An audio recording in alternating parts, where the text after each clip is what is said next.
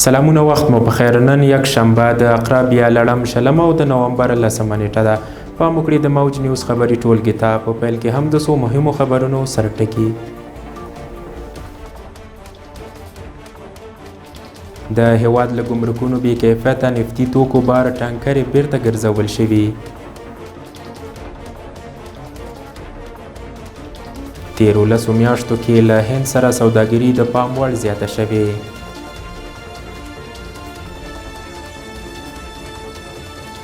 او قطر د اسرائیل او حماس ترمنځ د منځګړیتوب هڅې ځنډولې.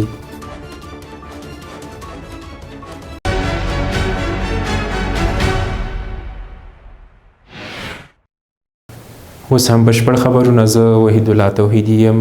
مالیې وزارت وایي د هیواد له ګمرکونو 80 بې کیفیته نفتي توکو بار ټانکرې بیرته ګرځول شوي.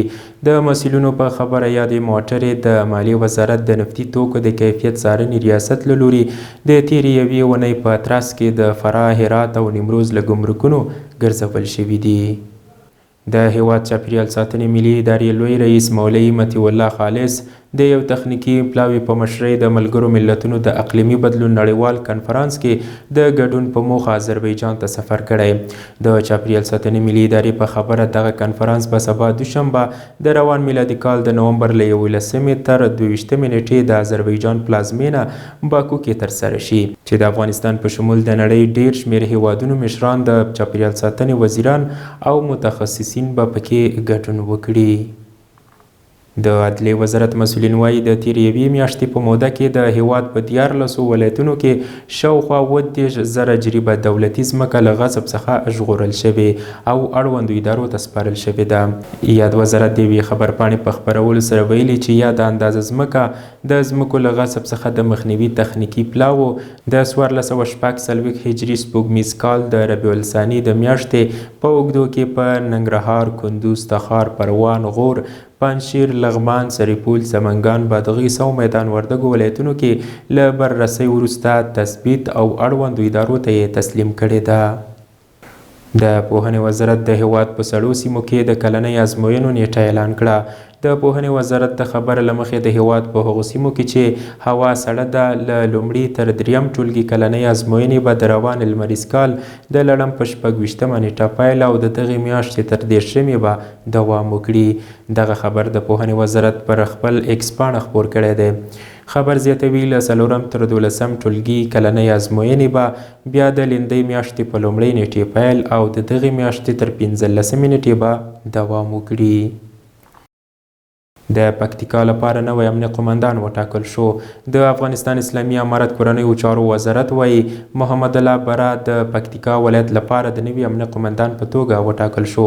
د هیواد کورنیو چارو وزارت په یو خبرپاڼه کې ویلي د محمد الله بره د معرفت غونډې په تړاو جوړ شوو مراسمو کې د کورنیو چارو وزارت امنیتي مرستیال، د پکتیکا د والي مرستیال، پخواني امنیه قمندان او ګڼو نورو مسؤلینو ګډون کړی و. مولوي عبدالکبیر وایي اسلامي امارت د ټولې نړۍ سره ښې اړیکې غواړي. نوموړی چې د ریاست الوزرا سیاسي مرستیال دی یا د څرګندونې د اروپایي ټولنې له شارزافیري، ویرونکیا، بوسویک، پوهار او مل پلاوي سره په لیدنه کې کړي دي. په یاده لیدنه کې ویرونکیا په افغانستان کې د اروپایي ټولنې پر فعالیتونو خبرې وکړې او زیاته یې کړه چې یاده ټولنه به په دې هیواد کې بشري مرستو ته دوام ورکړي. د دې ترڅنګ ویرونکیا د اسلامي امارت او اروپایي ټولنې ترمنځ د اړیکو پر پیاوړتیا هم ټینګار وکړ. په ورته وخت کې د ریاست الوزرا سیاسي مرستیال مولوي عبدالکبیر د اروپایي ټولنې شارزافیري او مل پلاوي ته د ښه راغلاست ترڅنګ ویلي اسلامي امارت د نړۍ له ټولو هیوادونو سره د مثبتو اړیکو غوښتونکی دی. نوموړي همداراز زیاته کړې اسلامي امارت له خپلې بودیجې د هیواد رغونه پیل کړې او د اقتصادي ځان بساینې لپاره یې پوره هڅې پیل کړې دي. د امر بالمعروف و نهی عن المنکر او شکایتونو اوریدلو وزیر شیخ محمد خالد حنفي هرات ته په سفر تللی. حنفي د دغه سفر په ترڅ کې یاد ولایت له ملکي او نظامي مسؤلینو، علماو، قومي مشرانو او ګڼ شمېر ځوانانو او زده کړیالانو سره کتلي دي. په دغه لیدنه کې شیخ محمد خالد حنفي زیاته کړه د ټولنې اصلاح، له منکراتو مخنیوی او د خلکو ستونزو ته رسیدنه امر بالمعروف وزارت خپل مسؤلیت ګڼي. ښاغلي حنفي زیاته کړې امر بالمعروف و نهي عن المنکر وزارت په ټولنه کې د ناوړه دودونو له منځه وړلو ته ژمن دی او هیڅ چاته به اجازه ورنه کړي چې په ناوړه او د شریعت خلاف کړنو لاس پورې کړي. تیرو لسو میاشتو کې له هند سره د افغانستان سوداګري شاوخوا 650 میلیونو ډالرو ته رسیږي. د صنعت او سوداګرۍ وزارت مسؤلین وایي چې د روان 2024 کال په لسو میاشتو کې له هند سره د افغانستان د صادراتو او وارداتو کچه شاوخوا 650 میلیونو ډالرو ته رسیږي. په دې تړاو د صنعت او سوداګرۍ وزارت ویان اخوندزاده عبدالسلام جواد پرون شنبه په ایکس پاڼه لیکلي دي چې د روان 2024 کال په لسو میاشتو کې له هند سره د افغانستان سوداګري شاوخوا 650 میلیونو ډالرو ته رسیږي چې له دې جملې څه ناڅه 420 میلیونه یې صادرات او شاوخوا 203 میلیونه نورې واردات جوړوي. د ښاغلي جواد په خبره هندوستان ته د افغانستان عمده صادراتي توکي وچ انځر، هنګ، زعفران، ممیز، شنه زیره او بادام دي او له هند څخه د افغانستان په عمده وارداتي توکو کې بوره او د صنعتي فابریکو خام مواد شامل دي. میدان وردګو کې د 38 میلیونه افغانیو په لګښت ښوونځی جوړ شو. د یاد ولایت مسؤلین وایي دغه ښوونځی د میدان وردګ ولایت نرخ ولسوالۍ په دادل سیمه کې جوړ او ګټې اخیستنې ته وسپارل شو. یاد ښوونځی د یونیسف موسسې د 38 میلیونه افغانیو په لګښت سره جوړ شوی چې سلګونه کسان به پکې د زده کړو څخه برخمن شي.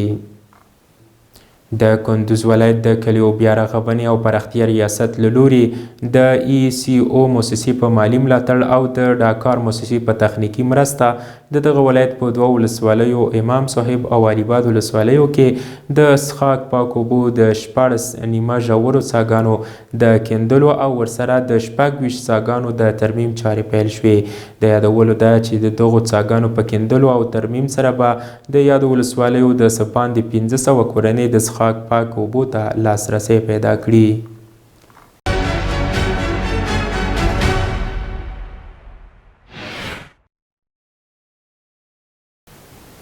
بیا هم ښه راغلاست. اوس هم پام وکړئ یو څو بهرنیو خبرونو ته. قطر د اسرائیلو او حماس ترمنځ د سولې خبرو کې خپل منځګړیتوب وځنډاوه.